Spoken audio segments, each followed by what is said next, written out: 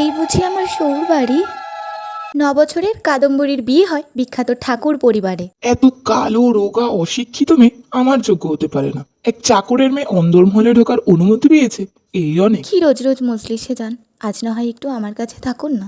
শরত। দিনের পর দিন, রাতের পর রাত শুধু অপেক্ষা করতাম, কিন্তু উনি ফিরতেন না। কোনো প্রাণ প্রতিষ্ঠা হলো না আমাদের সম্পর্কে। সন্তানহীনতার দায়ে সবাই বাজা বলতো। স্বামী সংসার থেকেও নেই, প্রতি মুহূর্তে মরে যেতে চাইতাম আমি। শুধুমাত্র তোমার জন্য বেঁচেছিলাম রবি। মনে আছে সেই দিনগুলোর কথা? ওই যে একদিন তুমি আমায় টেনে নিয়ে গেলে, বললে এটা নন্দন কানন বৌঠান, মর্তের দৃষ্টি এখানে পড়ে না। তোমার এই বাক্য, আমাকে আপন করে নেওয়ার এই ক্ষমতা, আমার অপমানের করা প্রতিটি জবাব, আমাকে বোঝা, তোমার আমাকে নিয়ে কবিতা লেখার সেই গুণ, এই সমস্ত কিছু ভালোবাসতে বাধ্য করেছিল রবি। তোমায় ভালোবেসে আজ আমি অসতী। আজ 4 মাস তোমার বিয়ে হয়েছে। তোমায় দূর থেকেই দেখি। কাছ থেকে ডাকার সমস্ত অধিকার আমি হারিয়েছি। সবকিছু বদলে গেছে রবি।